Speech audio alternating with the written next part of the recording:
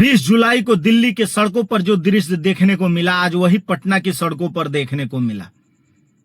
जिन बच्चों पर सरकार के इशारों पर लाठियां चलाई जा रही है, उन्हीं में से कल कोई साइंटिस्ट बनेगा, कोई इंजीनियर बनेगा, कोई डॉक्टर बनेगा, कोई पुलिस अधिकारी बनेगा, कोई आईएएस बनेगा और कोई आईपीएस बनेगा।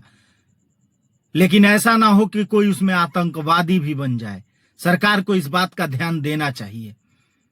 सरकार अपनी तानाशाही में, सत्ता के अहंकार में रक्षकों को भक्षक बना रही है। जिस प्रशासन का काम जनता की रक्षा करना है, वही जनता को बेरहमी से पीट रहे हैं। आज हमारे देश की नेशनल मीडिया यह दिखाने पे लगी है कि प्रशासनों को भी चोट लगी, छात्रों के द्वारा भी हमला किया गया, लेकिन इस बात पर कोई बात करने को तैयार नहीं है कि आखिर ये हुआ क्यों। 23 दिनों तक शांतिपूर्ण प्रदर्शन करने के बाद छात्रों को आखिर क्या मिला? देश के प्रधानमंत्री को विदेश यात्रा। एक बार भी देश के प्रधानमंत्री ने संसद में देश के युवाओं का, देश के छात्रों के बारे में बात करना भी उचित नहीं समझा। देश के छात्र, देश की जनता अपनी आवाज संसद तक नहीं पहुंचाएगी तो कहां पहुंचाएगी?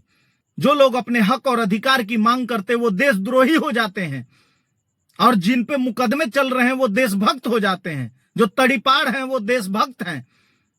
क्या हमारे देश की जनता, जिस देश की जनता ने नेताओं को चुना है, नेता बनाया है, उसको हटाने का अधिकार नहीं रखती?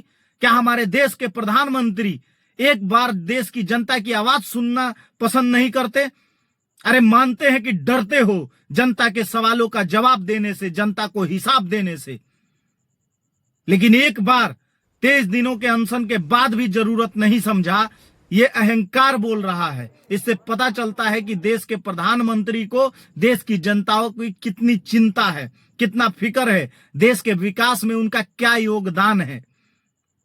मैं देश के प्रधानमंत्री के और उनके नेताओं से बस यही कहना चाहूंगा कि जनता है तो आप हैं।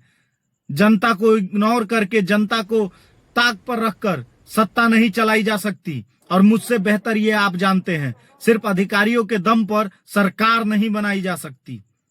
इतिहास उठाकर देख लीजिए, जिसने जनता को अपना गुलाम समझा, जिसने जनता को दबाना चाहा, उसको जनता ने उखाड़ कर फेंकने का काम किया है, और आपका भी हाल यही होगा। जय हिंद, जय बिहार।